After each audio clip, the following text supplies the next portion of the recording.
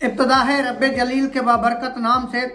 जो बहुत बड़ा मेहरबान निहायत रहीम व करीम और जिसके कब्जे में मेरी जान है।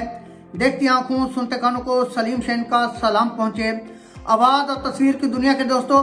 आप देख रहे हैं हमारा Facebook page NSN digital media और यूट्यूब चैनल नवाए शहन। पाकिस्तान समेत दुनिया भर से मुझे देखने और सुनने वालों,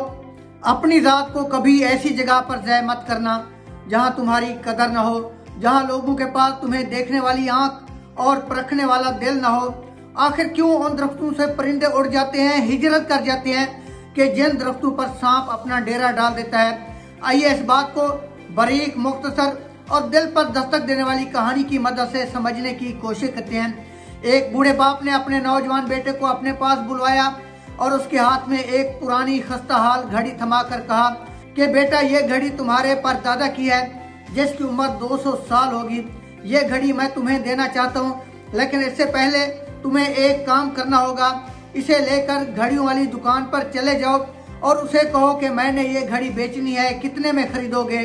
वो लड़का घड़ी की दुकान पर गया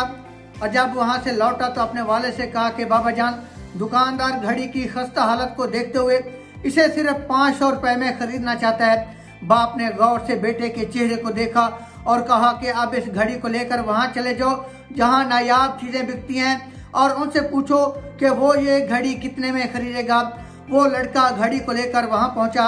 जहां नायाब चीजें बिकती हैं और जब वापस आया तो अपने वालिद को हैरानगी से कहा कि बाबा, वो लोग तो इस घड़ी के 50,000 रुपए देना चाहते हैं। ये बात सुनकर बाबा ने बेटे को कहा कि अब ये घड़ी लेकर अजायब घर चले जाओ और उनसे पूछो कि वो लोग इस घड़ी के कितने पैसे देना चाहते हैं। वो लड़का जब अजायब घर से वापस आया तो उसके चेहरे पर हैरत और खुशी के मिले जुले आसार थे और उसने अपने बाप को कहा कि ये घड़ी अजायब घर वालों को बहुत ज्यादा पसंद आई है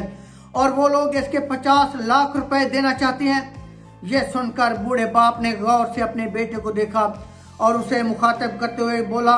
कि इस घड़ी की कीमत लगवाकर मैं तुम्हें यह समझाना चाहता था कि जिंदगी में अपनी रात को कभी भी ऐसी जगह पर ज़ाय मत करना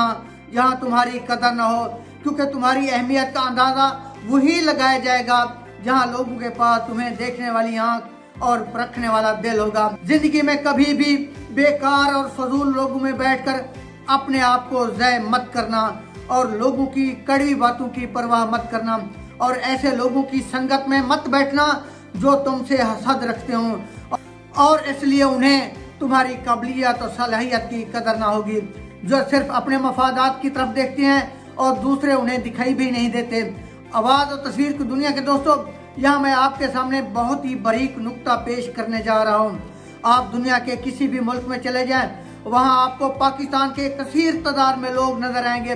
वो लोग अपना मुल्क इसलिए छोड़कर चले गए हैं कि अपने मुल्क में उन लोगों के फन और काबिलियत की कदर ना थी। वो मुल्क और रियासतें बर्बाद हो जाते हैं जो अपने शहरियों के फन, सलाहियत, महारत, इज्जत, आबरू, काबिलियत की कदर नहीं करते। जहाँ काबिलियत, महारत और मुल्क से मोहब्बत की सजा जेलों की सूरत में दी जाती है, जहाँ बिकाऊ और ज़मीर फरोश लोग इक़्तिदार हासिल करते हैं और फिर मुल्क को बेच देते हैं, जहाँ रियासत और मुल्क की हिफाजत करने वाले अपने मफादात की हिफाजत में लग जाते हैं और चंद सिक्कों की खातिर मुल्क के नौजवानों के फन, टैलेंट, महारत, काबिलियत और सलाहियत को कचरे के ढेर में डाल देते हैं। जहां इंसान को इंसान समझने की बजाय उसे सिर्फ धन, दौलत, रुतबे और ओहदे की बुनियाद पर देखा जाता है, जहां पुलिस अपने ही शहरियों पर लाठियां बरसा रही हो, जहां डॉक्टर मसीहा की बजाय कसाई बन जाए, जहां इंसाफ को सूली पर लटका दिया जाए, जहां इख्तलाफ राय की सजा मौत बन जाए। ऐसी रियासतें और ऐसे मुल्क इबरत का निशान बन जाते हैं जहां वडेरों, जागीरदारों की बीवियां